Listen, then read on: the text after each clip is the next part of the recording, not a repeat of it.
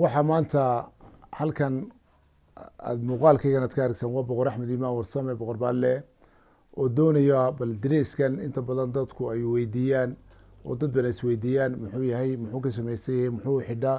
ujeedadaas inaan maanta bal idinla wadaago inaan wixii moogtay karaankayga ahaa aan idinka soo gaadhsiiyo. aan ku horeeyo koofiyadan aan xidhanahay waxa laga sameeyey shimbirkan ka yaryar daawuska oo laga helo wadankeena kuna badan ayaa laga sameeyey baalashiisa. waxa lagu farsameeyey amaba lagu sameeyey waa magaalada Hargeysa.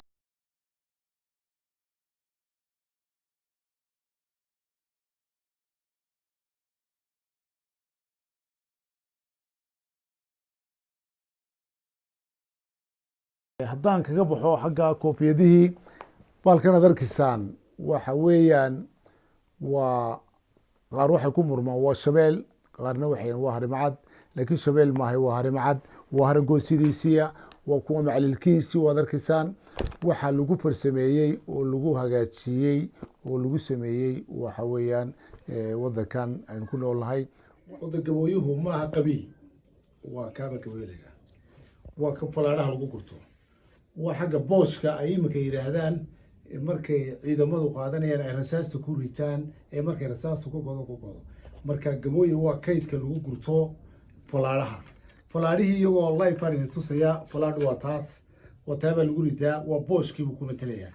marka falaadhihii waa kuwaasoo xaggaabay ku jiraan, xaggaabaa lagu ritaa. waxaan taa uga soo jeeda oo waxaa u sameynasana kabaan xidhanahay qudhidoodu iyaguna waa shabeelkiiba ay ka samaysan yihiin. waxa weeyaan oo maogtahay waa hidaha amaba boqortooyadii soo jeeda. in badan baad maqashaan suldaan hebel, suldaan hebel, suldaan hebel. anaku boqortooyadan aan xidhanahay waa boqortooyadii waxay ka soo jeedaa berigii hore wadankan loogu yimid ee hidaha u lahayd. oo iminka marka aasaarta la eegayo aad ku argsi salaaxyada ay ku sawiran yihiin oo meelo badan oo nashqadaan ay ku sawiran yihiin.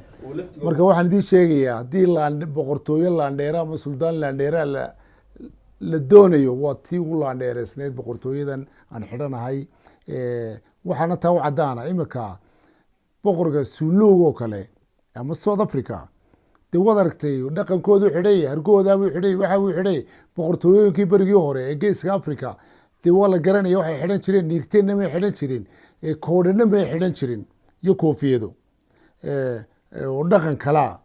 laakiin qofku dhaqankiisa waa inu ku faanaa.